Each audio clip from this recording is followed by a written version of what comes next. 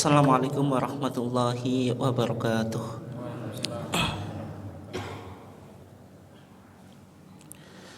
Alhamdulillahi wahdah, wassalatu wassalamu ala man la nabiyya ba'dah. Amma ba'd.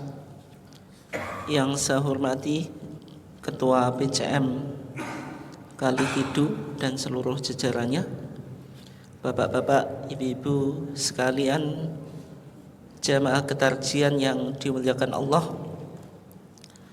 Alhamdulillah, pada malam hari ini kita diberikan oleh Allah Subhanahu wa taala berbagai macam nikmat yang berupa kesehatan dan juga kesempatan, sehingga kita masih bisa istiqomah untuk tafaqquh fiddin, mendalami agama melalui kajian ketarjian pada malam hari ini.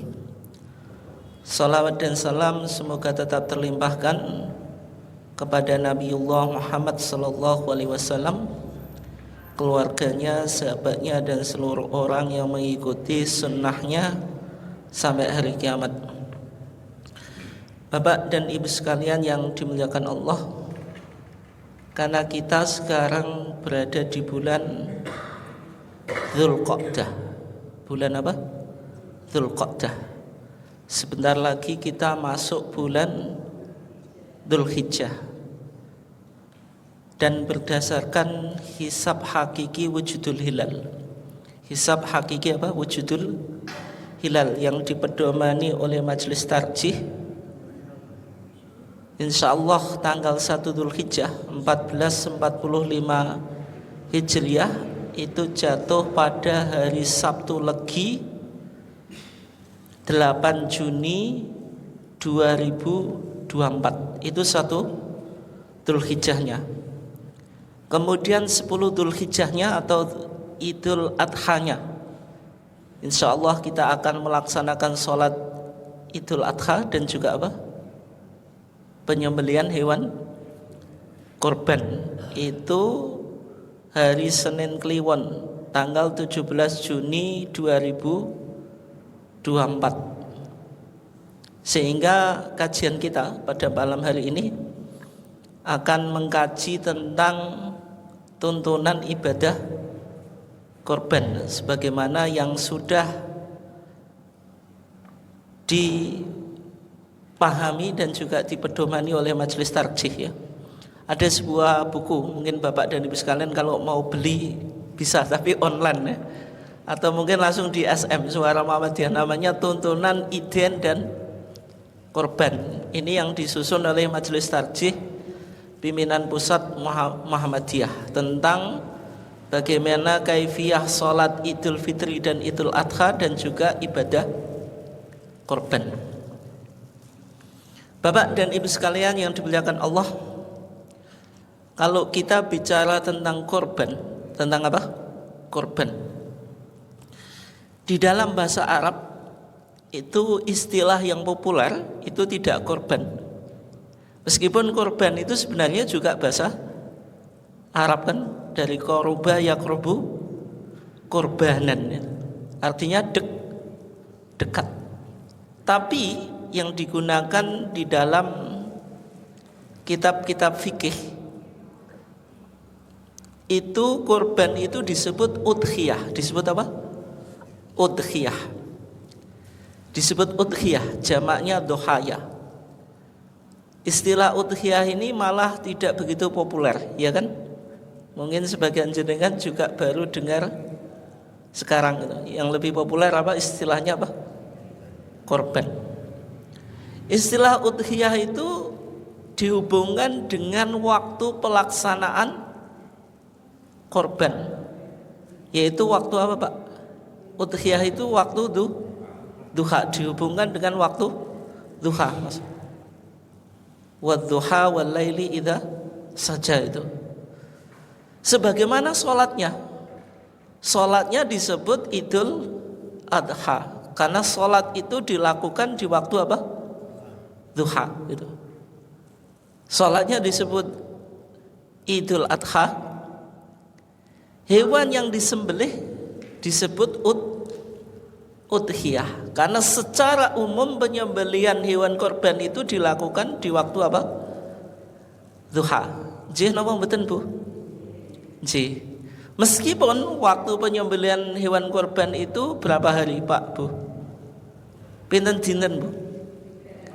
3 atau sekawan Bu? Sekawan Bu. Idul Adha tanggal 10 Dzulhijjah, terus ayyamu tasyrik, hari tasyrik tanggal 11, 12, 13. Berarti ada 4 hari. Yang Nabi bilang ayyamu tasyrik dzibhun. Setiap hari tasyrik itu boleh kita menyembelih hewan korban. Tapi secara umum hewan korban itu disembelih pada saat apa? Duha atau enggak duha kan? Misalnya jenengan nanti Idul Adha tanggal 10, panitianya belum menyembelih, disembelih setelah zuhur atau setelah asar atau setelah maghrib atau setelah isya. Komplain apa mboten Bu? Bu, komplain apa mboten? Dagingnya kok gak teko-teko. Tapi sah napa mboten saestunipun? Sah, tapi secara umum pertama kali kita melakukan penyembelihan hewan korban itu di waktu duha. Makanya hewan korbannya disebut udhiyah. Meskipun kalau disembelih tidak di waktu duha, setelah duhur, setelah asar, setelah maghrib, malam boleh atau enggak? Sebagian ulama memakruhkan. Tapi memakruhkannya itu karena ketakutan menyembelihnya itu tidak tepat gitu. Nanti lebih menyiksa daripada apa? Menyembelih yang sesuai dengan syar'i. Tapi kalau konteks sekarang karena sudah ada lampu dan seterusnya, itu kalau mau disembelih malam juga tidak apa-apa. Tapi yang penting apa? Menyembelihnya apa Pak? Yang betul, tidak sampai menyiksa hewan. Meskipun sama Nabi tidak pernah dilakukan, Nabi menyembelih hewan korban di waktu malam. Ini oke, kenapa kok disebut udhiyah? Terus saat ini Pak, hukum korban niku hukumnya wajib atau sunnah? Wajib napa sunnah Bu? Wajib napa sunnah? Sunnah muakkadah itu secara umum yang kita pahami menurut mazhab Syafi'i dan juga majelis tarjih, hukumnya apa? Sunnah muakkadah. Meskipun kalau kita lihat Al-Quran Pak, ayat yang bicara tentang korban itu surat apa? Surah Al-Kautsar. Fasholli li rabbika apa? Wanhar.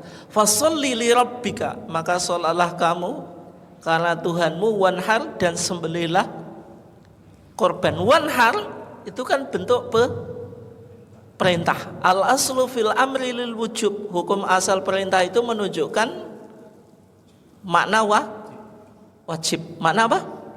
Wajib. Wanhar itu berarti bentuk perintah yang wajib dilakukan.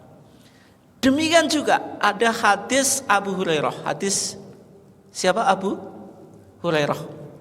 Rasulullah sallallahu alaihi wasallam bersabda, "Man wajada sa'atan wa lam yudhahi fala yaqrabanna musallana." Man wajada sa'atan, siapa yang mendapati kelapangan, punya harta yang lebih dari ia gunakan untuk apa? Nafkah istri. Walam yudhahi, terus enggak mau berkorban. Kata Rasulullah apa? Fala yaqrabanna, janganlah ia sekali-kali mendekat musallana, tempat sholat kita. Karena Nabi itu sholatnya di mana Pak? Di musola. Waktu Idul Fitri dan Idul Adha itu selalu di musola, tidak di Masjid Nabawi. Maksudnya gimana kok di musola tidak di Masjid Nabi? Musola itu istilah untuk menyebut tanah lapang yang ada di zaman Nabi. yang jaraknya itu kira-kira 200 meter dari Masjid Nabawi. Dan Nabi hanya sekali melakukan sholat id di Masjid Nabawi, itu pun ada alasannya. Alasannya apa? Asabahum matoron, karena ketika itu hujan lebat, sebagaimana dalam hadis Abu Hurairah juga. Dari hadis tadi, Bapak dan Ibu sekalian dimuliakan Allah, Nabi mengatakan fala yaqrabanna, janganlah ia sekali-kali apa? Mendekat. Ada lam nahiyah. La kok lam? La an-nahiyah. La yang menunjukkan arti larangan. Ditutup dengan nun taukid sakilah. Nah, Kiai Jawa maknani fala yaqrabanna, ojo teman-teman merek. Berarti tidak boleh sama sekali mendekati apa? Tempat sholat. Seolah-olah orang yang punya kelapangan nggak berkorban itu nggak penting ikut sholat Idul Adha. Kehadirannya ngikuti sholat Idul Adha itu dianggap tidak penting bagi Nabi. Dari hadis ini Pak, Al-Imam Abu Hanifah memahami berarti hukum korban itu apa? Wajib Pak. Wajib gitu. Kalau wajib berat atau enggak kira-kira Pak Bu? Abot napa enteng Bu? Abot tuh ya. Nah, menurut Imam Abu Hanifah wajib. Tapi jumhur ulama, berarti mazhab Maliki, Syafi'i dan Hambali, dan juga nanti majelis tarjih, berpandangan meskipun hukum asal perintah itu menunjukkan arti apa? Wajib. Al aslu fil amri apa? Lil wujub. Fasholli li rabbika wanhar. Wanhar itu kan perintah. Kemudian Nabi melarang orang yang tidak berkorban mendekati musola. Fala yaqraban apa? Musola. Tetapi kalau kita lihat di hadis yang lain, ada hadis Ummu Salamah Pak. Hadis siapa? Ummu Salamah. Nabi Muhammad sallallahu alaihi wasallam bersabda, "Idza ra'aitum hilala dzulhijjah." Kalau engkau telah melihat hilal bulan Dzulhijjah, berarti masuk bulan Dzulhijjah. Tanggal pinten Bu Wau? Dintene dinten Sabtu Legi, tanggalnya tanggal 8 Juni. Idza ra'aitum hilala dzulhijjah. Wa arada ahadukum ayyudhhiya, dan seseorang di antara kamu ingin berkorban. Ingin apa? Berkorban. Fal yumsik an sya'rihi, hendaklah dia menahan dari rambutnya. Artinya rambutnya enggak usah dipotong. Rambut yang mana? Rambut kepala jelas. Kumis, apalagi Pak? Jenggot. Ketiak ke bawah saya nggak mau nyebut itu. Ya itu ya. Wala adfarihi atau wa adfarihi, dan juga kuku-kukunya. Berarti ada kuku tangan, kuku kaki, itu nggak boleh dipotong. Nggak boleh apa? Dipotong. Ini sunnah Pak. Ini sunnah. Meskipun menurut mazhab Syafi'i itu kalau dilanggar itu hanya makruh itu. Makruh Bu. Ada konsekuensi dosa atau enggak Pak Bu?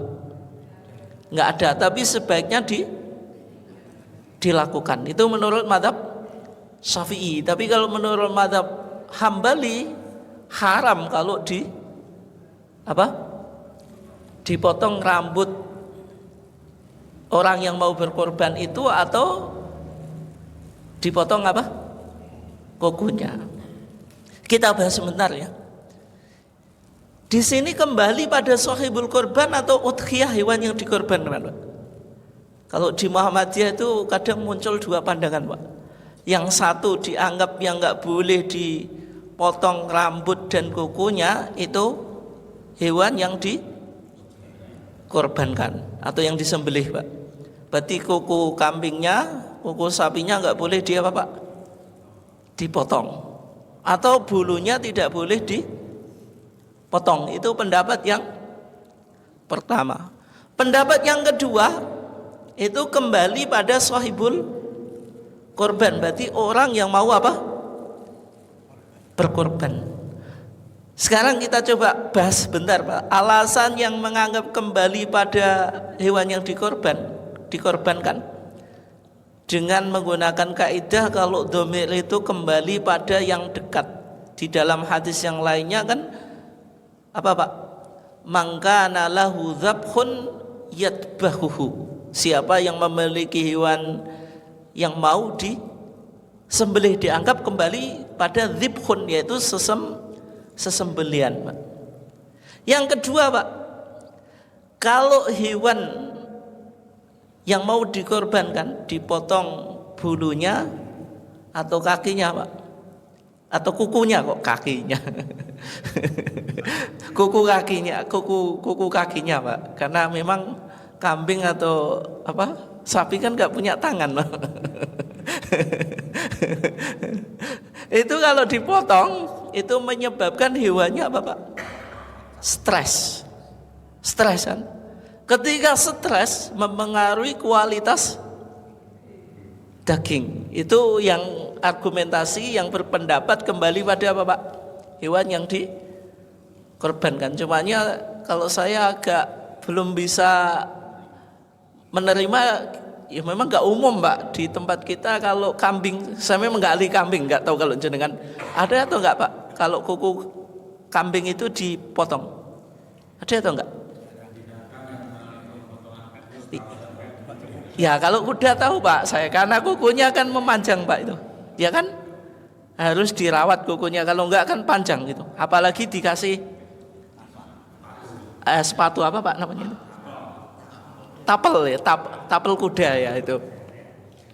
Kalau sapi belum tahu saya, ada atau enggak Pak sapi kukunya bisa panjang atau enggak itu? Enggak ada ya, ya. Ya. Tapi yang berpendapat kembali pada hewan yang dikorbankan Pak, katanya kukunya ya bisa panjang gitu. Cumanya jenis sapi atau domba yang apa itu saya kurang tahu juga gitu. Makanya kalau pengalaman kita di daerah kita nggak ada ya. Nah, kalau bulu Pak mungkin bulu. Kalau domba itu kan bulunya lebat Pak, yang dibuat kain wol. Itu kalau misalnya sudah tanggal 10 Dzulhijjah itu diambil Pak, apa bulunya diambil, itu bisa mengakibatkan apa? Stres katanya. Sehingga kalau nanti pas kita sembelih mempengaruhi kualitas dagingnya. Itu argumentasinya semacam itu Pak. Gitu. Pandangan berikutnya Pak, itu berpandangan itu kembali pada sahibul korban Pak. Kembali pada sahibul apa?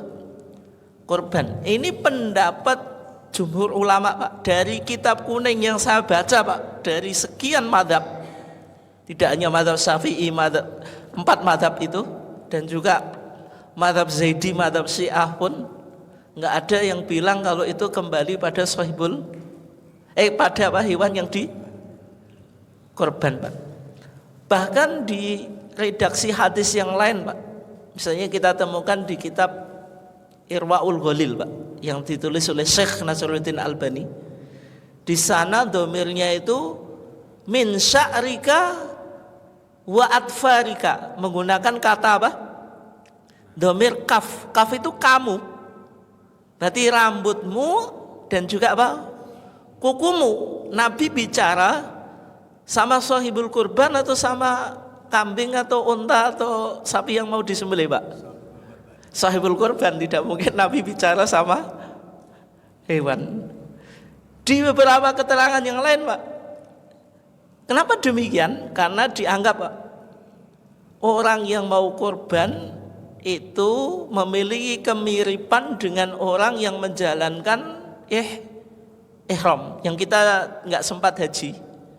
Itu bisa melakukan sesuatu yang dilakukan oleh orang yang muhrim, orang yang lagi ihram. Di antara larangan ihram apa Pak? Nggak boleh potong rambut, nggak boleh potong kuku kan, itu kan. Tapi tidak secara totalitas. Kenapa kok tidak secara totalitas? Karena kita masih bisa pakai wangi-wangian. Boleh atau enggak? Boleh. Yang tidak boleh kan potong kuku atau potong rambut. Tapi kalau orang muhrim, orang ihram, boleh pakai wangi-wangian? Enggak boleh. Menggauli istri? Enggak boleh. Tapi kalau orang mau korban, boleh. Dan di hadis Ikrimah berkata kepada Ibnu Abbas, atau Ibnu Abbas berkata kepada Ikrimah, orang yang mau korban tetap boleh menggauli istrinya, alla ya'tazilan nisa'a watib, dan tetap boleh pakai wangi-wangian. Kan nggak mungkin bisa kita simpulkan, Pak, masa kambing atau sapi punya nisa. Nisa itu bahasa Arabnya apa, Pak? Artinya apa? Perempuan. Perempuan ya perempuan manusia, Pak, bukan hewan itu. Kan nggak mungkin masa kambing punya nisa, istri apa, Pak? Manusia. Watib, masa kambing, sapi, apalagi, Pak? Onta menggunakan wangi-wangian. Yang pakai wangi-wangian jenengan atau kambing, Bu? Bu? Sing pakai wangi-wangian, Bu, parfum. Jenengan atau kambing, Bu? Kok gak wani jawab tuh, Bu? Guyon, Bu, guyon kok serius men. Yang pakai wangi-wangian kan perempuan dan juga kita kan itu. Nah itu. Sehingga yang jelas itu kembali pada apa, Pak? Sahibul kurban, sebagaimana pandangan majelis tarjih. Nanti jenengan amati, Pak. Nanti biasanya menjelang Idul Adha itu ada share-sharean di WA. Itu yang nulis juga ulama Muhammadiyah, menyatakan kembali pada sahibul kepada hewan yang dikorbankan. Tapi di pandangan majelis tarjih pusat PP, Pak, tetap kembali pada sahibul korban, bukan pada hewan. Berarti itu pandangan pribadi atau pandangan tokoh Muhammadiyah. Dalam kita berorganisasi yang dipegangi pandangan resmi majelis tarjih atau tokoh, Pak? Majelis tarjih. Jelas nggih? Nah itu. Kembali pada hadis tadi, Pak. Rasulullah mengatakan wa arada ahadukum ayyudhhiya. Seseorang di antara kamu ingin berkorban, Pak. Yang menjadi pertanyaan, sesuatu yang wajib itu boleh atau tidak digantungkan pada keinginan, Pak? Angsal mboten, Bu. Barang sing wajib digantungake kelawan keinginan. Misalnya apa? Misalnya sampean nek gelem sholat 5 waktu ya monggo, nek mboten gelem nggih mboten napa-napa. Angsal mboten, Pak. Kita sedados tiang muslim mengatakan semacam itu. Boleh atau enggak, Bu?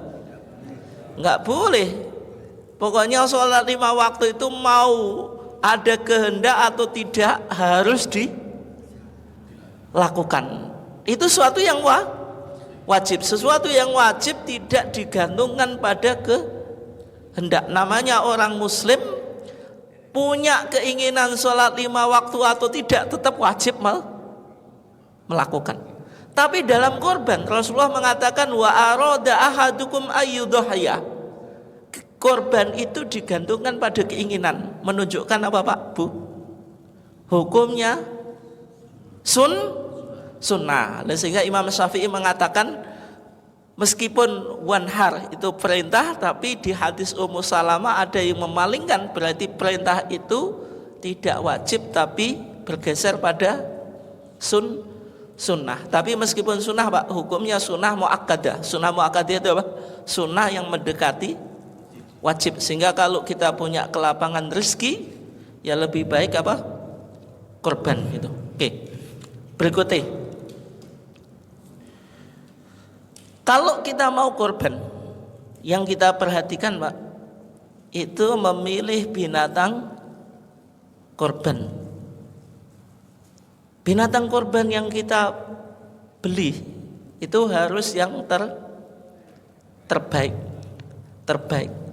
Kriteria terbaik itu apa, Pak, Bu? Enggak cacat, Bu. Terus napa malih, Bu?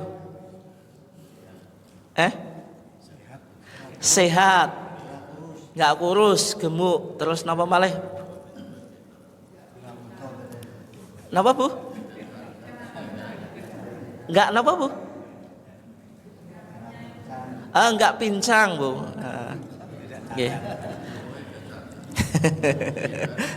Matanya nggak buta, PC saja nggak boleh gitu. Itu diantara apa? Kriterianya. Penting kita memilih hewan korban itu yang terbaik gitu, Pak. Misalnya di dalam hadis Anas, Pak, Nabi itu tiap tahun itu korbannya kambing, Pak. Korbannya apa? Kambing. Nanti kita bahas ya, mazhabnya jenengan mazhab sapi atau mazhab kambing. Kok kambing panitianya ingin sapi toh Bu? Nanti ya pembahasannya. Yang jelas di sini menurut hadis Anas, Nabi itu tiap tahun korban dengan bikab sen, dengan 2 ekor kibas amlahain yang enak dipandang mata. Yang memahami amlahain itu putih mulus gitu. Akronain yang keduanya bertanduk. Kalau domba atau gibas yang tanduk, Pak, itu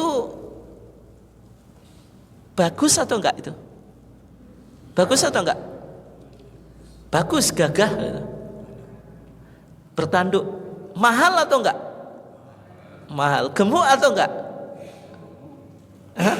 Gemuk atau enggak? Tergantung. Tergantung, Pak. Tapi secara umum akronain, kalau ada kambing itu punya tanduk, itu pasti gagah, Pak. Terus apa, Pak? Mahal. Kalau mahal, ada atau enggak, Pak, hubungannya dengan gemuk? Ada atau enggak? Ada secara umum, Pak, meskipun kadang ya mahal tapi enggak gemuk ya. Sehingga di hadis yang lain, Pak, atau di riwayat yang lain dikatakan saminain, keduanya itu gemuk. Kemudian saminain pakai sa, yang pertama pakai sa, kalau saminain keduanya gemuk. Kalau pakai sin, saminain keduanya mahal. Memang antara gemuk dan mahal itu selalu berhubungan, Pak, secara umum loh. Jenengan kalau pergi ke pasar hewan mau beli kambing atau sapi yang gemuk, Pak, mahal atau murah? Mahal. Itu ya. Ini menunjukkan hewan kurbannya Nabi itu terbaik, Pak. Itu yang terbaik. Ya kriteria terbaik apa tadi? Kalau kambing yang punya apa? Tanduk. Kemudian warnanya juga bagus, putih, mulus misalnya. Kemudian harganya mahal. Kemudian gemuk dan seterusnya ya. Itu hewan korbannya apa? Nabi.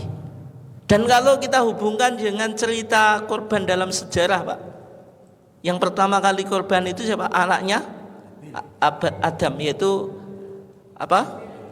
Habil dan Qabil. Qabil yang korbannya itu tidak diterima, Pak, sahibu zar'in, dia petani, milih hasil pertanian yang terjelek, Pak.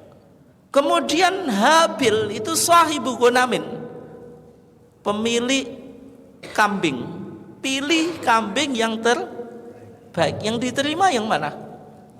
Yang terbaik, yaitu korbannya Habil gitu. Nah, sehingga penting kita memilih kualitas hewan yang terbaik, Pak, itu. Ya meskipun kadang-kadang sesuai dengan mood apa, Pak? Kemampuan, Pak. Oh, itulah makanya itu. Kalau bisa, Pak, kalau bisa kan sesuai, tetap sesuai kemampuan, Pak, gitu. Ya, nah, ya, gitu. Oke, yang kedua, ini syarat yang harus dipenuhi. Syarat yang harus apa? Dipenuhi. Hadis Al-Bara ibn Azib, sing jenengan tadi sudah jawab ya. Rasulullah bersabda, arba'un la tajuzu fi dhuhaya, ada 4 kriteria hewan yang tidak sah digunakan untuk korban. Yang pertama, al-awra al-bayyinu awaruha. Yang PC yang jelas PC-nya. Bagaimana kalau buta? Wong PC saja nggak boleh, apalagi buta gitu. Yang kedua, wal maridatu al-bayyinu maraduha. Yang sakit yang jelas apa Pak? Sakitnya. Sehingga kalau ada hewan kena apa Pak? Biasanya macam-macam ya penyakit hewan itu. Yang sekarang belum ramai Pak ya.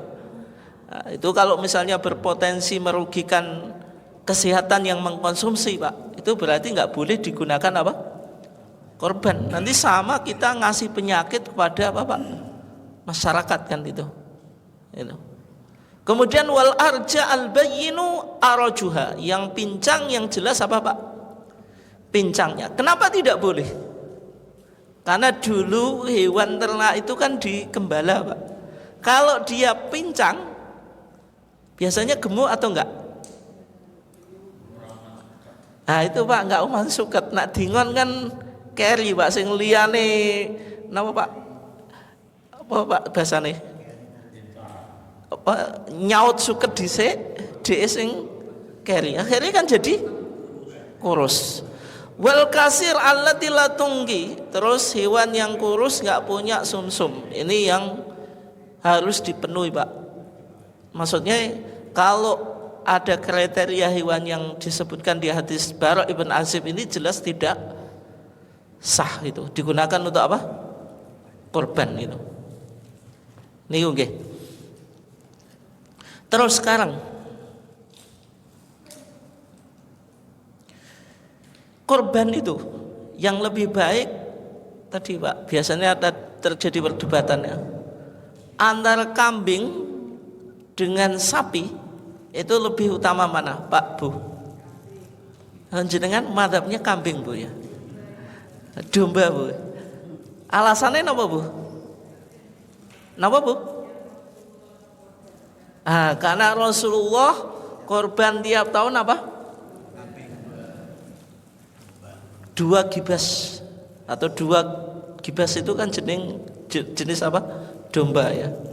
Kemudian apa lagi Bu alasannya? Alasannya apa malih Bu? Itu saja Bu ya, mengikuti Rasulullah. Kalau Rasulullah tiap Idul Adha itu korban dengan kambing. Kalau jenengan Pak, nah, ini panitia tak takoki panitia nanti Pak. Panitia itu apa Pak? Programnya dulu tetap apa? Sapi, karena sapi itu sirkah, cari kelompok Pak. Biasanya kan gitu. Kenapa Pak? Luwih gampang. Itu kenapa kok sapi Pak? Itu alasannya Bu. Karena kebanyakan orang itu apa Pak? Ya kena hipertensi Pak ya. Akhirnya makan apa? Daging sapi ya. Karena daging sapi itu basa Jawane apa Pak? Enggak disiriki. Beda kalih napa? Kambing itu banyak yang nyiriki. Tapi rasanya Pak enak mana? Yang jenengan yang pencinta daging. Jawab. Sapi kali kambing? Kambing Pak. Kambing is luar biasa. Apa maneh sate Pak? Enak kambing Pak kalau rasa itu.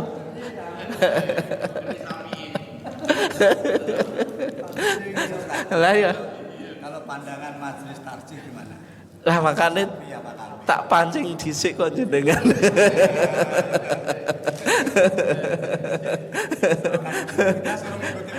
Oh, tapi kan bisa boleh kita pakai logika dulu tuh Pak gitu. Yang jenengan yang mazhabnya sapi apalagi Pak alasannya? Alasannya apa Pak? Sapi apa Pak? Dagingnya lebih banyak. Jadi korban itu ibadah dimensinya apa Pak?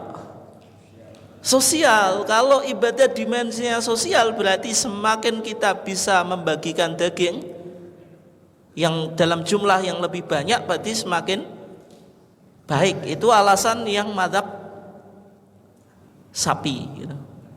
Dan jenengan Bu, Madzhab sapi. Yang jenengan Bu, yang madzhab kambing tadi punya alasan yang lain Bu, selain mengikuti kurbannya Rasulullah tiap tahun. Itu sosial masalahnya. Kenapa Pak? Kurban kan sosial. Ya sosial. Gak maksudnya sing madzhab kambing tadi. Selain itu apa Bu? Kalau dibebankan pada tadi yang sapi dengan hajat yang berbanyak, tapi perorangan atau yang sekian. Nah itu kan muncul pertanyaan gitu juga Pak. Kalau itu perorangan jelas lebih baik sapi. Masih tak pertanyakan. Ya termasuk itu Pak. Itu kan jadi pertimbangan. Memang nanti Pak, kalau sapi itu hanya satu orang dibanding sapi gitu. Kok dibanding sapi? Di samping kambing jelas lebih banyak sapi. Tapi kalau sapi sirkah 7 orang banding satu kambing, lebih banyak mana? Lebih banyak sapi. Dagingnya banyak sapi. Dagingnya banyak sapi. Ya. Lihat harga sapinya juga. Ya, banyak sapi ya. Oke. Saat ini Pak Bu, kurban itu kan mengalirkan darah, ihraqud dam. Jadi menyembelih hewan bentuk dari ibadah. Kalau sapi 1 banding kambing 7, banyak mana darah yang di darah kambing.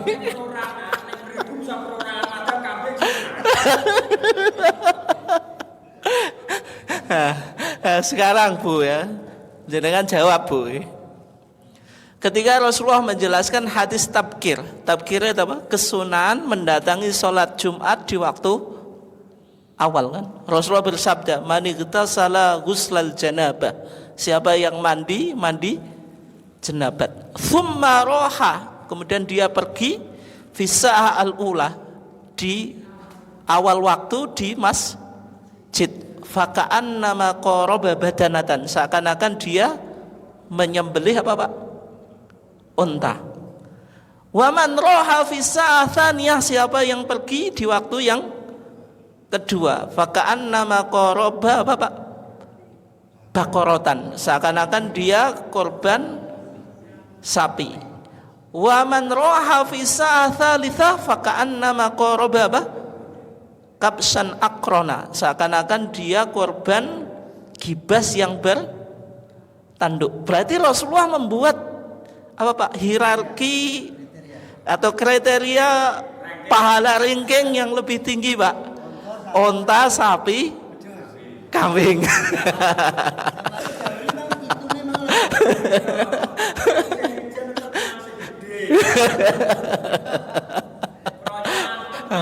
Ya, tapi sing dukung jenengan juga Bu. Ketika tadi yang dikorbankan Habil itu kambing atau sapi Bu? Kambing. Berarti ada nilai plusnya atau enggak Bu? Benang sapi pada waktu itu belum ada. Ada Pak.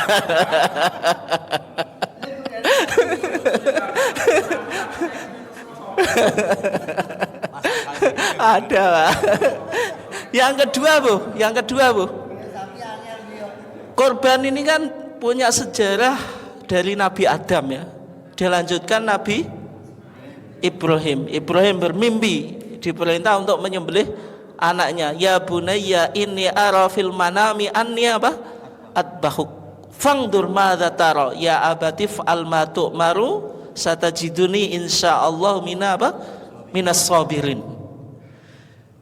Ismail itu diganti apa Bu? Ditebus apa? Kibas wa fadainahu bidzibhin azim, maksudnya kibas tidak sapi Pak. Kalau sapi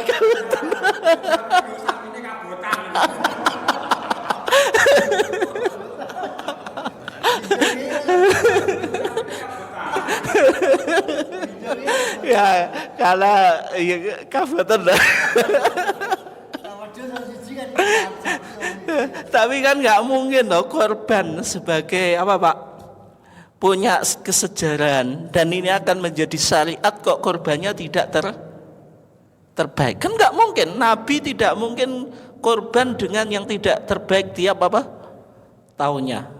Ya, terlepas dari itu Pak, semua jenengan punya argumentasi masing-masing. Kalau jumhur ulama Pak, itu yang terbaik unta, sapi, terus kambing gitu. Kambing. Kalau menurut mazhab Maliki, yang terbaik itu kambing. Alasannya apa? Tiap tahun karena Nabi korban dengan kambing. Yang kedua, kambing itu lebih mudah daripada sapi. Lah kok bisa? Ya dengan sirka saja nunggu orang ya. Kadang membentuk satu kelompok rombongan enggak jadi-jadi. Tapi kalau mau korban kambing, langsung pergi ke pasar gitu. Nah, terlepas dari itu Pak, terlepas dari itu ya, itu antara jumhur ulama dengan mazhab Maliki. Terlepas dari itu sebenarnya tidak ada dalil atau nas yang menunjukkan mana yang lebih afdol, sehingga yang semacam itu dikembalikan kepada maslahat. Berarti kalau kita inginnya perolehan daging korban ini banyak, ya berarti sapi. Kemudian kajian di masyarakat, warga Kalitidu ini lebih banyak yang konsumsi daging sapi atau jangan-jangan banyak di antara mereka hipertensi Pak. Berarti kan nggak makan kambing. Ya kajiannya semacam itu Pak. Mana yang dianggap lebih maslahat. Oleh sebab itu nggak usah tengkar ya antara mazhab kambing dengan mazhab sapi. Keduanya insya Allah sah untuk dijadikan hewan korban. Itu ya. Terus sekarang Pak,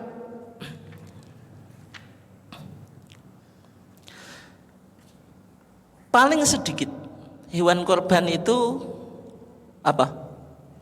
1 ekor kambing gitu. 1 ekor kambing. 1 ekor kambing itu mencukupi 1 orang atau 1 keluarga Bu? 1 keluarga Pak itu. Jadi 1 ekor kambing itu mencukupi 1 keluarga. Kecuali pandangan mazhab Zaidi Pak. Nah mazhab Zaidi itu 1 ekor kambing mencukupi 3 orang. Tapi ini nggak punya dalil yang kuat Pak. Dalil yang kuat 1 kambing itu untuk 1 keluarga. Dasarnya apa? Hadis Abu Ayyub Al-Ansari. Hadis Abu Ayyub Al-Ansari. Kata Abu Ayyub Al-Ansari saat ditanya Atha ibn Yasar Pak. Beliau menjawab, bagaimana pertanyaan? Kaifa kanat duhaya fikum ala ahdi Rasulillah sallallahu alaihi wasallam. Bagaimana korban kamu sekalian di masa Nabi Muhammad sallallahu alaihi wasallam? Abu Ayyub Al-Ansari menjawab, Pak, kana rajulu fi ahdi Nabi sallallahu alaihi wasallam yudahi bisyati anhu wa an ahli baiti. Seseorang laki-laki di zaman Nabi yudahi bisyat, korban dengan 1 ekor kambing, anhu untuk dirinya, wa an ahli baiti, dan untuk 1 keluarga. Sehingga korban itu boleh atas nama apa Pak? Keluarga. Kalau bapaknya korban ya berarti yang lainnya ikut ya. Meskipun di masyarakat kadang-kadang itu Pak gantian itu. Sekarang bapaknya, besok ibunya, besok lagi anaknya. Yang agak lucu itu kalau anaknya, pas giliran anaknya, kebetulan anaknya itu masih sekolah MI atau SD, kan belum balik. Bapaknya enggak korban, anaknya korban, kan jadi masalah Pak. Oleh sebab itu yang semacam itu sudah dinamakan apa? Kepala keluarga. Otomatis ya mencakup ibu, ya mencakup anak. Apakah harus laki-laki saja? Maksudnya kepala keluarga Pak, uangnya. Di konteks kita modern ini, uang keluarga itu gimana Pak Bu? uang keluarga itu bapaknya, kepala keluarga ngasih istrinya atau kadang istrinya ngasih bapaknya juga? Istrinya nambahin. Oh, istrinya nambahi. Istrinya nambahi ya. Nah, zaman modern semacam itu Pak, karena banyak di zaman modern ini wanita karir, wanita juga bekerja, tidak melulu ibu rumah tangga. Sehingga yang semacam itu ada sharing Pak. Apa tadi misalnya istrinya nambahi, boleh atau enggak? Boleh. Karena korban itu atas nama keluarga gitu. Tapi kalau ekonominya mampu, misalnya bapaknya beli kambing sendiri, ibunya beli kambing sendiri, boleh atau enggak? Ya boleh, itu ya boleh. Terus berikutnya Pak, Bu, kalau menghitung satu keluarga itu gimana patokannya? Misalnya jenengan di rumah apa Pak, Bu? Ada bapak ibu, kemudian anaknya sudah nikah itu. Sudah nikah Pak, masak sendiri tapi masih ada dalam satu rumah. Itu dihitung satu keluarga atau sendiri-sendiri?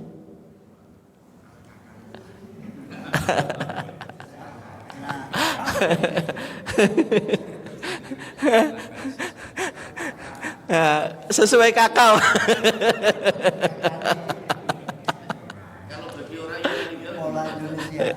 Ya, ntar Pak, saya nanti tak jawab ke situ ya. Nah, tapi sebelumnya, sebagian ulama Pak, meskipun nggak ada di tarjih itu melihatnya yang satu nafkah Pak.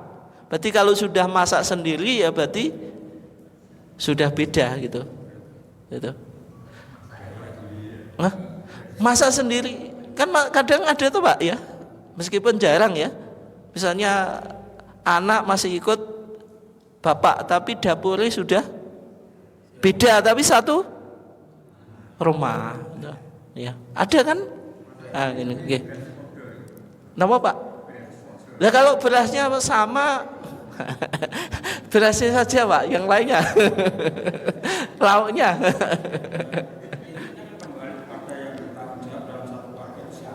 Iya.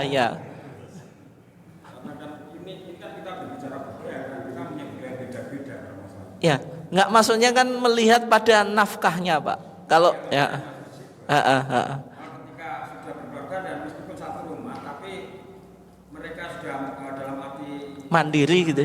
berarti sudah lepas. Ya, ya patokannya pada adat kita gitu. Oke, sing jenengan Pak. Korban untuk orang meninggal Pak, boleh atau enggak? Korban untuk orang yang meninggal itu jawabannya boleh Pak, tapi harus terpenuhi 2 syarat. Yang pertama, dia pernah wasiat ketika masih hidup. Misalnya seorang bapak karena usianya sudah sepuh ya, bilang pada anaknya, "Le, nanti kalau bapak meninggal sisakan harta warisan bapak untuk korban." Jadi kan pernah wasiat. Yang kedua itu pernah nazar. Misalnya seorang bapak atau seorang ibu pernah nazar, kalau anak saya lulus kuliah saya akan korban. Dilalah sebelum tanggal 10 Dzulhijjah dia sudah meninggal. Namanya nazar itu kan sama dengan hutang yang harus dipenuhi. Nabi bersabda, "Man nadzara ayyuti Allah falyuti'hu." Siapa yang nazar kepada Allah untuk berbuat taat, hendaklah ia lakukan. Kalau semacam itu boleh Pak, Bu. Jadi harus ada wasiat, ada nazar. Kalau tidak ada dua-duanya, masuk wa alaisa lil insani illa mas'a. Manusia itu tidak mendapatkan kecuali apa yang ia usahakan. Tapi masa dikecualikan? Kalau ada nazar, kalau ada wasiat gitu. Oleh sebab itu, kalau nggak ada wasiat, nggak ada nazar Pak, sebagian ulama membolehkan syirkah, tapi syirkah fi thawab. Syirkah fi thawab itu apa Pak? Mengikutkan pahala korban kayak yang dilakukan Nabi. Nabi kan tiap tahun korban berapa ekor? 2 ekor kambing. Yang satu an Muhammadin wa ali Muhammadin untuk Nabi dan keluarganya. Yang satu wa amman lam yudhahi min ummati, dalam riwayat yang lain wa min ummati Muhammadin, untuk umatnya Nabi Muhammad. Berarti Nabi kan mengikutkan, mensyirkahkan pahalanya untuk umatnya, termasuk keluarga yang meninggal, Pak. Itu enggak apa-apa. Tapi sekedar itu, tidak dengan korbani secara khusus, Pak ya. Berarti kalau jenengan misalnya niat korban untuk semua keluarga, ya termasuk yang meninggal. Sebagian ulama ada yang memahami semacam itu, Pak. Itu.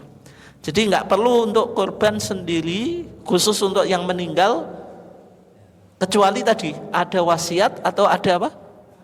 Nazar gitu. Dari sekian itu ada yang sudah meninggal. Kalau satu juga nanti ada 2 atau 3 yang sudah meninggal. Nggak, yang semacam itu pelan-pelan, Pak. Maksudnya nggak usah keras. Nanti kalau keras ya mutung, Pak. Terus pokoknya ya. Oke. Tapi sebelum Pak, nanti jenengan. Yang kayak kasus jenengan itu kan kadang dia sendiri kan nggak korban, toh Pak. Nggak gini loh, Pak. Gini maksud saya. Dia ngorbani bapak atau ibunya yang meninggal. Dirinya sendiri korban atau enggak? Sudah korban atau dua-duanya korban? Maksudnya untuk dirinya dan untuk yang meninggal. Kalau saya yang merasa temui, kalau yang kambing, dirinya bukan korban. Korban atas nama orang tua suaminya. Ya. Kalau yang sapi dari 7 orang itu ada 2 atau 3 nama yang sudah meninggal. Nah, saya mikirin urunan piye. Nggih. Gini, Pak, gini. Korban itu tiap tahun atau seumur hidup sekali, Pak, kayak haji. Walillahi ala nasi hijjul baiti man istata ilaihi sabila. Tiap tahun atau tiap seumur hidup sekali, Pak, Bu? Saatan tadi, Pak. Saatan tadi. Man wajada sa'atan walam yudahi fala yaqrabanna musallana.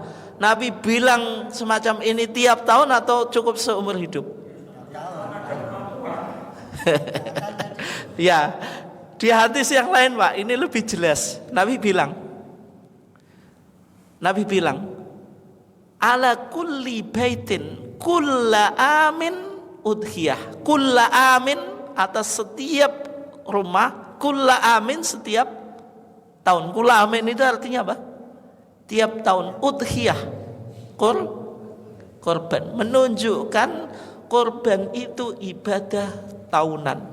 Pokoknya kalau ada Idul Adha ada korban. Ketika kita mampu di saat itu ada anjuran untuk korban. Jadi korban itu bukan satu seumur hidup sekali.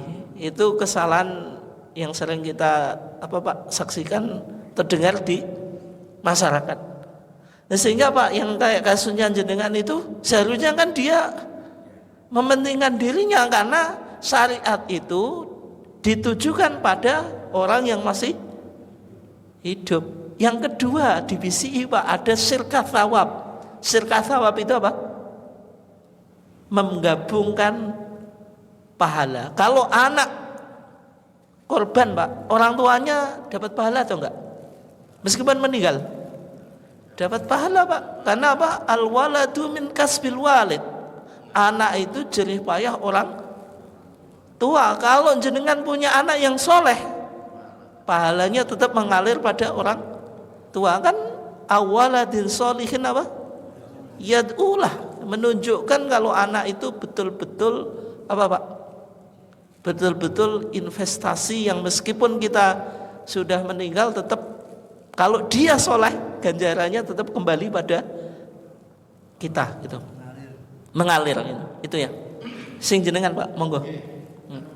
Nggih. Yang sekarang itu ada baru-baru ini jamaah haji yang nantinya mestinya korban, sebagian besar korban di Mekah, tapi dia itu niatnya di sana, tapi nyembelihnya di sini, boleh enggak? Karena dengan alasan kalau daging yang di sana itu biasanya kan lebih bermanfaat di sini daripada daging disembelih di sana. Belum tentu kalau dibagikan ke orang-orang Arab karena banyak yang mampu, sedangkan kalau disembelih di sini dia itu lebih bermanfaat.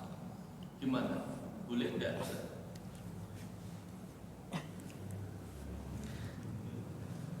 Itu hadyu Pak. Hadyu itu sembelian orang yang haji gitu. Sebenarnya sama kan?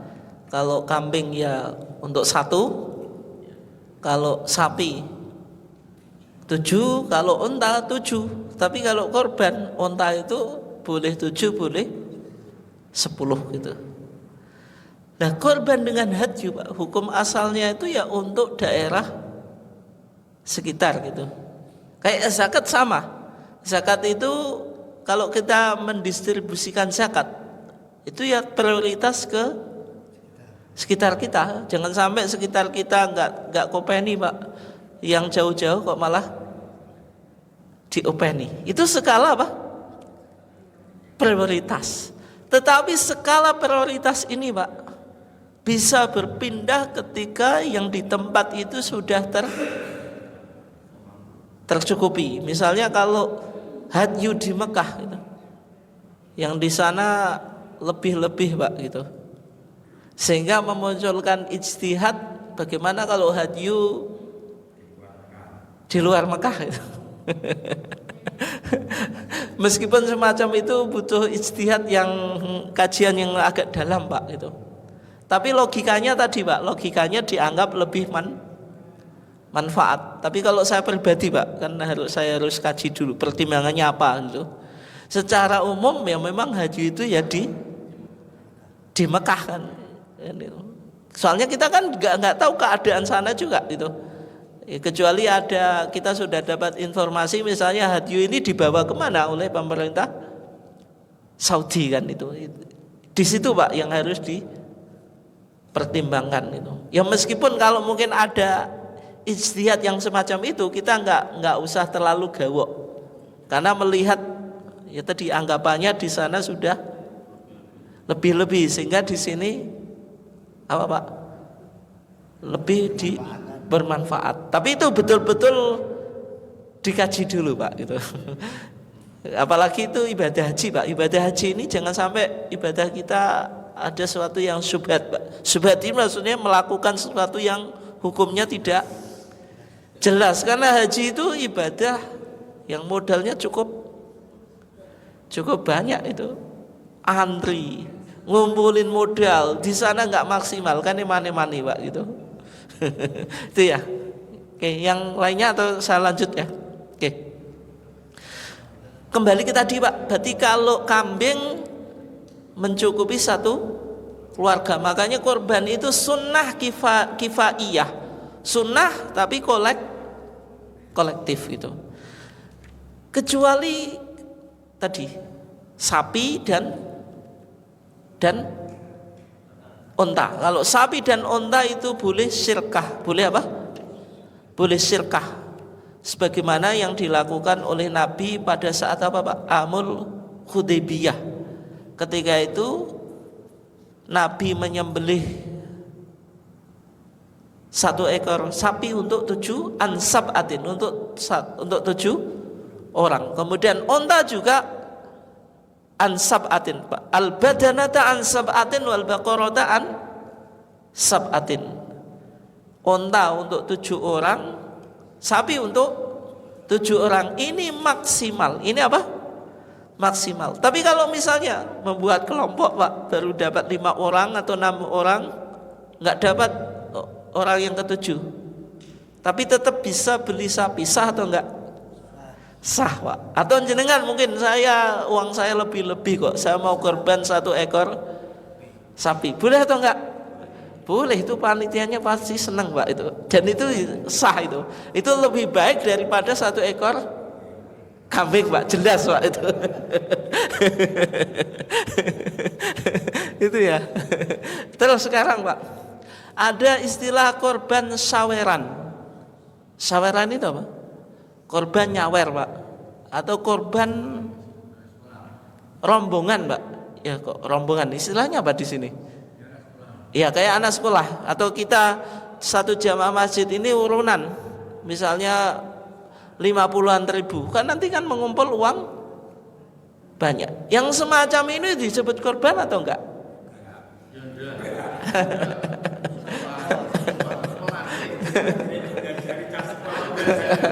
Oh itu. Iya. Dapat pahala atau enggak Pak? Dapat pahala atau enggak? Dapat Pak.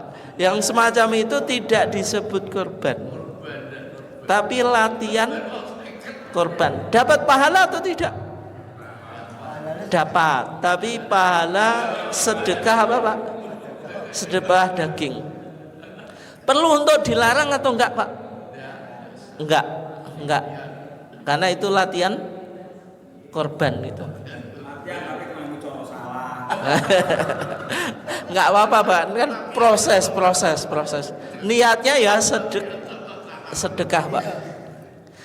Tapi menurut sebagian kelompok Pak, diantaranya LDII tahu ya? Itu korbannya saweran semacam itu Pak. Di LDI makanya kadang dapat sapi besar Pak. Ya kan? Di sini ada komunitas LDI. Ada Pak, dekat-dekat sini. Enggak ada ya.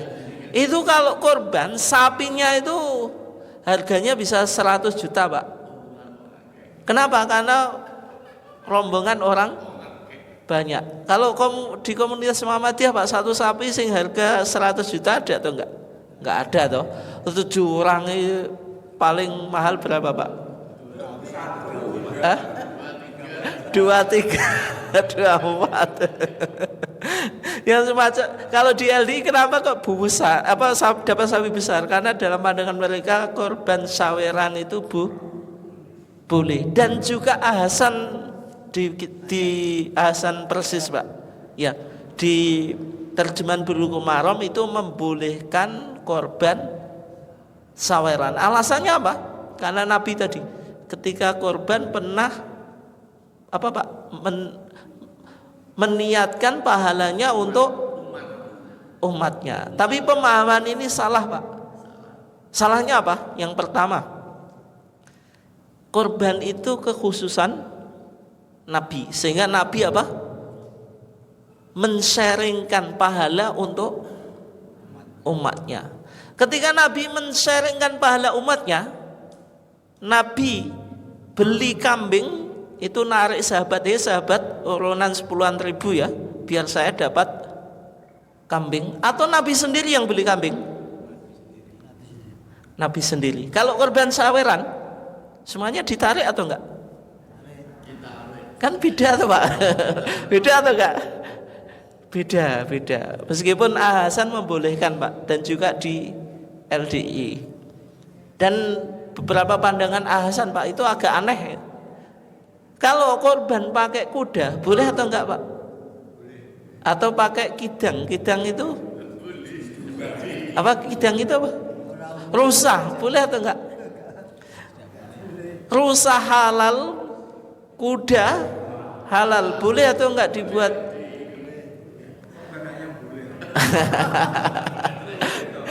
Enggak boleh Pak, enggak boleh. Karena dalam ayat Al-Qur'annya Bapak, min bahimatil an'am. Bahimatul an'am itu hewan ternak yang wajib dizakati Pak. Unta kalau sudah 5 ekor masuk ke atas itu sudah masuk nisab. Kemudian kalau sapi itu 30 ekor mulai masuk nisab Pak. Kalau kambing 40. Kalau kuda enggak ada zakatnya Pak. Tapi kalau orang memelihara kuda Itu kena zakat tapi bukan pada zat zakatnya kalau sekarang. Kena karena dia masuk zakat perdagangan. Karena kan kuda dijual, belikan. Berarti yang dizakati zakat perdagangan bukan zakat peternakan itu. Kalau di zakat kontemporer Pak, semacam itu Pak. Tapi jadi tidak disebut zakat peternakan. Beda kalau dengan apa tadi?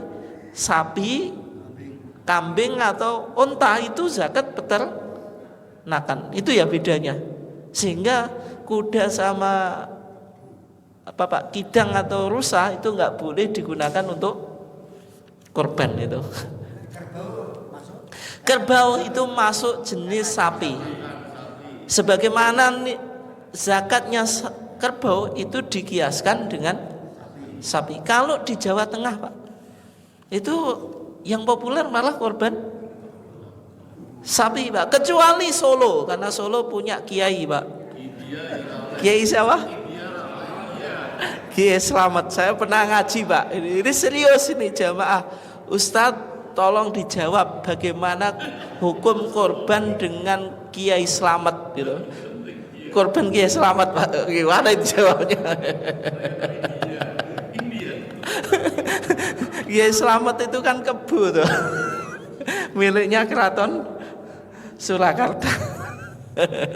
Tapi di daerah Jawa Tengah Pak, selain Solo itu umum biasa korban apa? Kebo. Tapi kalau di Solo karena Kiai Slamet tadi keramat ya nggak berani masyarakat korban dengan apa? Kebo ya itu. Terus sekarang Pak, Bu, persiapan bagi orang yang berkorban tadi sudah kita bahas ya. Kalau sudah masuk tanggal 10 Dzulhijjah, 1 Dzulhijjah nggak boleh potong rambut, nggak boleh potong kuku. Tapi kadang yang menjadi pertanyaan, masuk 10 Dzulhijjah belum punya keinginan berkorban karena melihat keuangannya juga menipis, ikut atau enggak. Tanggal 5 baru bisa, baru ikut duit. Apakah tetap disunahkan tadi enggak potong rambut? Iya, tapi memulainya hari tanggal 5 tadi gitu. Karena kan masih ragu Pak. Berarti ketika sudah mantap sudah memutuskan untuk ikut korban gitu.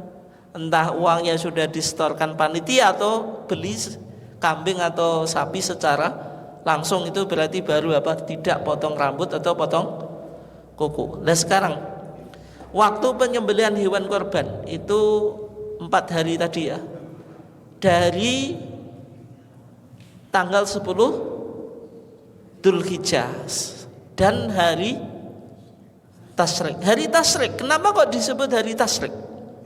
Kenapa Pak, Bu? Tasyrik itu dari kata syarkun. Syarkun itu timur. Kenapa kok disebut hari Tasyrik? Karena dulu di zaman Nabi daging kurban itu melimpah Pak. Ketika melimpah, belum ada alat untuk apa Pak? Menyimpan dalam waktu yang lama. Kalau di tempat kita ada kulkas, ada freezer itu kan. Sehingga yang dilakukan apa?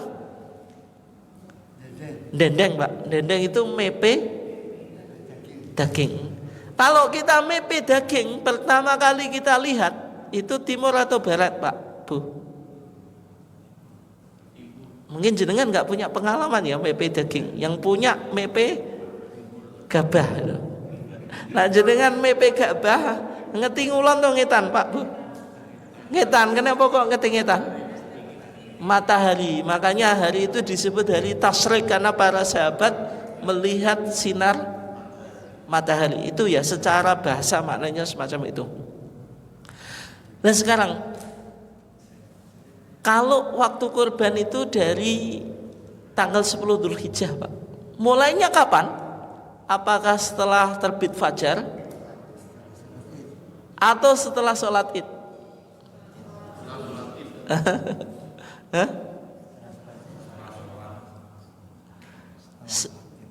Ini ada kasus betul Pak tuh.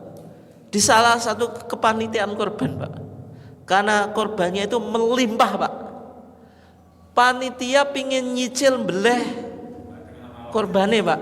Soalnya nanti kalau dimulai setelah pelaksanaan sholat Id nggak ngebarno, Pak. Masyarakatnya kados jenengan nih komplain beduk daging korban kung dibagi, ngamuk panitia diamuk ya. Panitia pecus mergawe to gak gitu. Nah, sehingga panitia itu Pak pingin nyicil habis sholat subuh langsung disembelih, digorok. Sah atau enggak itu? Sah atau enggak?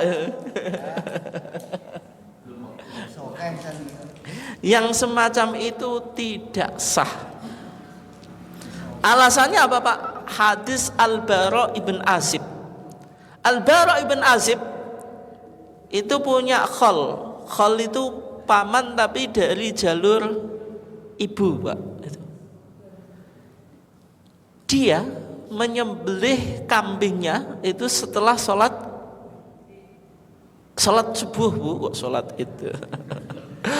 Sholat subuh, habis sholat subuh langsung digorok. Alasannya apa, Pak? Logis, Pak. Bisa masak, berangkat sholat Id sudah makan apa? Daging gitu. Alasannya sederhana semacam itu, Pak. Ketika itu Rasulullah tahu dan dia cerita itu, kalau dia sudah menyembelih hewan kambingnya, sudah dimasak, sudah dimakan, baru mendatangi sholat Id. Rasulullah bilang, innaha syatul lahmin, sesungguhnya, atau innaha, atau syatul lahmin, atau innaha syatul lahmin, sesungguhnya ini syatul lahmin. Syat itu kambing, Pak. Jadi bahasa Indonesia jadi sate itu, Pak. Jadi sate itu sebenarnya dari bahasa Arab syatun. Syatun itu kambing. Satu lahmin maksudnya sate daging, bukan apa, Pak, kambing untuk Idul Adha. Berarti tidak sah. Setelah itu Nabi bersabda, man dabaha qabla sholat, siapa yang menyembelih sebelum sholat, fa innama yadbahu li nafsi, sesungguhnya dia menyembelih untuk dirinya. Wa man dabaha ba'da sholat, siapa yang menyembelih setelah sholat, faqad tamma nusukuhu, telah sempurna ibadahnya, wa asaba sunnatal muslimin, dan dia sesuai dengan sunnahnya orang muslim. Sehingga patokannya, Pak atau Bu, itu setelah selesai sholat. Selesai sholat bagaimana? Ya imamnya sudah selesai sholat plus khutbah gitu. Bagaimana kalau ibu-ibu? Mohon maaf ini, misalnya ibu-ibu janda, Pak, kebetulan apa? Nggak ikut sholat Id. Kan dia nggak ikut sholat Id, Pak. Apakah boleh sebelum pelaksanaan sholat itu selesai dia sudah ngorok kambingnya? Boleh atau enggak, Bu? Terus jenengan tanya, Bu, emang perempuan angsal apa, Bu? Boleh wedus. Angsal apa mboten, Bu? Boleh, Pak. Boleh, Bu. Kok boleh sapi ya oleh, Bu. Angger wani pokoke syaratnya. Itu sah-sah. Boleh itu kan tidak harus laki-laki, kan perempuan juga boleh, yang penting tahu cara menyembelih dan berani. Ya berarti tadi, Pak, kalau wanita misalnya janda itu nggak punya suami, dia haid nggak ikut sholat, berarti nunggu selesainya sholat di mana dia biasanya apa? Sholat. Bisa dipahami ya? Bisa gitu. Ini kok. Terus saat ini, Pak, nah misalnya sholatnya untuk kawanan, Pak, kawanan jam 8 atau jam 9, Pak, anek tahu betul nih.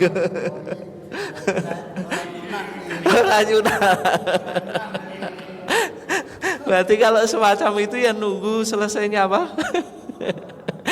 Sholatan meskipun nanti ya banyak dikomplain. Itu ya, makanya kan sunahnya apa Pak? Kalau sholat Idul Adha itu lebih pagi atau lebih siang? Lebih pagi. Kenapa alasannya? Nah, pokoknya cepet belai Pak. Tapi Idul Fitri lebih siang. Kenapa? Supaya kita punya waktu yang cukup lama untuk membayar zakat fitri. Itu nggih. Terus sekarang yang terakhir Pak, pembagian daging korban. Daging korban itu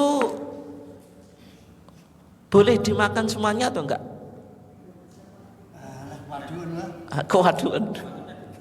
Dimakan semuanya, misalnya jenengan beli kambing, jenengan makan dan keluarganya Pak. Boleh atau enggak Pak?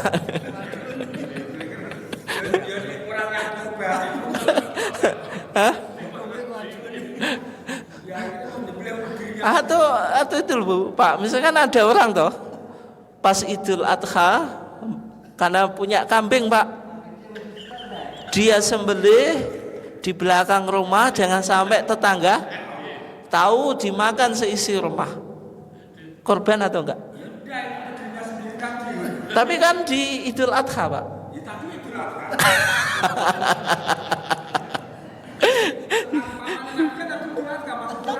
Iya. Tapi waktunya yang belum mulai Pak ya. Ya, berarti karena Al-Qur'an bilang Pak, fakulu minha wa at'imul ba'isa al-faqira. Ada yang apa Pak? Al-qani'ah wal mu'tar ya. Fakulu minha, boleh makan, tapi minha, min itu litab'id Pak, sebagian, tidak semuanya ya. Sing kewaduan mengan semuanya Pak, itu ya enggak boleh. Ya, wa atimu, suruh ngasih makan al-ba'isa al-faqira, orang yang fakir, yang susah. Berarti kan harus ada porsi yang dibagikan. Wa atimu, suruh ngasih makan, ini perintah wajib, sehingga wajib ada porsi yang dibagikan, tidak boleh dimakan semuanya karena minha hanya sebagian. Terus sekarang kalau sahibul kurban berarti boleh ngambil Pak. Berapa persen Pak? Itu ada hadisnya memang, kulu wa tasaddaqu wa takhiru, suruh makan, nyedekahkan, terus apa Pak? Nyimpan, dipahami sepertiga, berarti kan 1/3 Pak. Itu dalam mazhab Syafi'i. Apakah ada keutamaan sepertiga dibagi sepertiga Pak? Ya enggak juga itu. Ini hanya sekedar rekomendasi. Tapi kalau misalnya jenengan, oh saya korban, saya kasihkan panitia langsung, saya enggak ngambil, boleh atau enggak? Boleh. Tapi kalau sahibul kurban minta 1/3 Pak, boleh atau enggak? Boleh gitu. Makanya di beberapa tempat Pak, ini sebaiknya Pak, sahibul kurban itu agak digembirakan Pak, meskipun tidak berlebihan ya, supaya Pak memunculkan semangat korban. Karena di beberapa tempat itu sahibul kurban ya disamakan Pak, yang lainnya 1 kilo, sahibul kurban 1 kilo gitu. Kalau nerima nggak apa-apa Pak, tapi kadang-kadang komplain. Kalau komplain itu yang jadi masalah kan itu. Makanya kapok, apalagi kapok Pak, wis nangun aku gak sah korban we, podo wae kan itu. Yang semacam itu tetap dipertimbangkan Pak. Ya meskipun saya tahu Pak, tergantung kebiasaan apa Pak, antara satu tempat ke tempat yang lain mungkin beda. Kalau sini sama atau enggak Pak? Dibedakan. Kalau dibedakan enggak apa-apa. Memang kan panitia itu kan sebenarnya apa Pak? Hanya membantu sahibul korban itu. Terus kalau dikornetisasi Pak, boleh atau enggak? Kornetisasi itu disimpan dalam melebihi 3 hari Pak. Nah, ini sering ditanyakan Pak, daging korban disimpan lebih dari 3 hari itu hukumnya boleh atau tidak? Padahal ibu-ibu itu kadang sampai 3 bulan, 4 bulan almarina masih penuh, kok almari kulkas bu, kok keliru, freezernya itu masih penuh apa, daging korban. Boleh atau enggak itu? Enggak milik Pak. Tapi ada hadisnya Pak, dulu ada hadis Rasulullah melarang apa? Menyimpan hewan kurban lebih dari 3 hari. La ta'kulu illa salasata apa? Ayamin.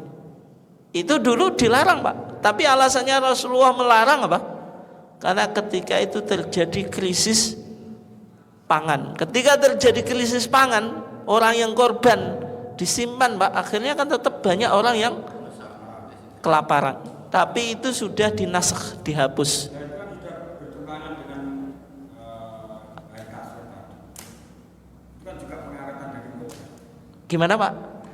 Hari kasar tadi. Iya, ya. Demikian juga kan Rasulullah memang mengatakan Pak, tidak boleh makan korban lebih dari 3 hari. Tapi sebenarnya ketika itu terjadi dafah itu krisis pangan, sehingga Rasulullah ada sebab, ya ada sebabnya, karena tadi ketika itu krisis pangan. Kalau sekarang boleh Pak, Lazisme punya program kornetisasi. Mungkin yang ibu-ibunya ini tadi daging korbannya bertahan berapa bulan Bu? Pinten wulan Bu? Setahun Bu. Atau jangan-jangan sampai sekarang masih Bu, korban tahun yang lalu. Nah, itu ya kurang lebih yang berkaitan dengan korban. Silakan kalau ada yang ditanyakan, monggo Pak Bu. Iya. Betina boleh atau tidak gitu? Apakah harus laki-laki Pak? Jawabannya tidak ada gender dalam korban. Boleh laki-laki, kok boleh laki-laki? Boleh jantan, boleh betina, boleh jantan, boleh betina. Memang di kitab fikih Pak diutamakan yang jantan. Kenapa? Karena jantan itu katanya atyabul lahman, dagingnya lebih nikmat daripada perempuan. Karena secara umum yang gemuk itu laki-laki atau perempuan? Kok laki-laki terus? Jantan atau betina? Jantan. Dan Rasulullah pernah korban betina, pernah. Dan sekarang Pak, betina majer tahu ya? Gak punya anak. Atau jantan pernah dikebiri, tahu? Perinsilannya di to'owa. Itu boleh, tapi syaratnya ketika masih kecil. Kalau kambing sudah besar dikebiri Pak, yaitu nyekso. Tapi kalau waktu kecil boleh. Itu boleh atau enggak dibuat korban? Wedok majer atau lanang sing dikebiri Pak? Boleh atau enggak? Ya, kategori cacat Pak. Boleh atau enggak? Nah, tapi Pak jawabannya, korbannya Rasulullah itu 2 kambing yang khosyatain. Khosyatain itu keduanya dikebiri. Padahal dikebiri itu kan perinsilannya hilang, berarti kan cacat. Tapi ditaklil sama ulama Pak, taklil itu dicari rasionalitasnya. Umumnya hewan yang dikebiri itu gemuk atau kurus? Gemuk Pak, sehingga kecacatannya itu diganti kegemukannya. Alasan kenapa cacat nggak boleh, diantaranya mengurangi kegemukan Pak. Kalau ada hewan cacat biasanya nggak gemuk. Kalau kan nggak dikebiri tapi terjadi semacam dikebiri, jadi hilang satu. Hilang satunya karena apa dulu? Ya pembawaan itu. Jadi kalau sebetulnya ada hilang. Tahu saya kalau sudah dibuka ini masuk ke dalam. Jadi umumnya besar tapi hewan itu kategorinya seperti hewan dikebiri, tapi dia ada dikebiri. Apa? Sangklir. Enggak, itu sedikit atau banyak? Enggak, maksudnya biasanya gemuk atau enggak yang Binatang jelaskan ketika sangklir pasti gemuk karena dia tidak jadi pejantan. enggak, maksudnya sing apa sangklir, apa Pak? Sangklir ya? Apa? Sangkir itu secara umum gemuk. Secara umum gemuk. Gemuk itu sama dengan berdiri kok, itu akhirnya nggak bisa jadi pejantan, dia mah nggak produksi. Ya, kalau semacam itu ya asli ya. Kalau perinsilan itu Pak, yang dikebiri itu tidak dipermasalahkan. Karena alasannya tadi, kalau dia hilang perinsilan secara umum gemuk, berarti kecacatan iya itu diganti gemuknya. Yang kedua Pak, tapi ini butuh dibuktikan Pak. Kambing yang dikebiri itu kualitas rasa dagingnya itu luar biasa enaknya katanya. Bagi ini jajal sampai ini. Meskipun saya nggak pernah nyoba Pak, tapi di beberapa kitab yang saya baca itu semacam itu. Kenapa kok korbannya Rasulullah itu maujuain, 2 kambing gibas yang dikebiri dua-duanya gitu. Tadi. Karena tadi Pak, secara umum gemuk, yang kedua kualitas dagingnya itu lebih enak gitu. Sehingga kalau dikebiri tetap sah. Dan juga majer sama juga. Majer itu kan nggak cacat kan? Ya, ya sudah menopause. Tapi mana yang jantan atau betina ya tergantung Pak. Itu pertimbangan jenengan. Kalau secara umum memang yang terbaik apa? Jantan. Tapi kalau keuangan kan, keuangan perlu dipertimbangkan juga Pak. Oh iya ya. Gak apa-apa kalau memang kajiannya betul-betul Pak. Karena di tempat saya itu dulu tahun berapa Pak itu? Saya masih ingat itu.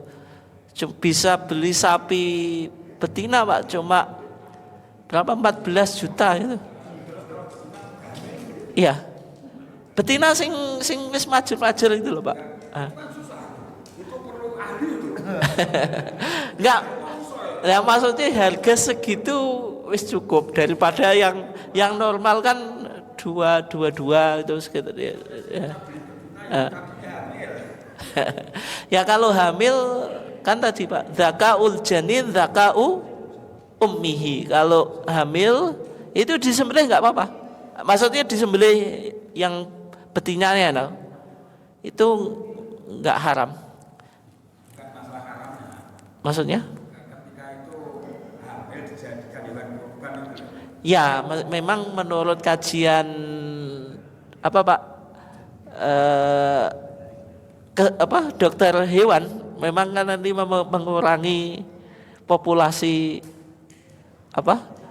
Hewan. Pertimbangannya semacam itu. Tapi ketika misalnya disembelih nanti bayinya atau janinnya itu mati Pak, itu berarti halal juga itu. Ya.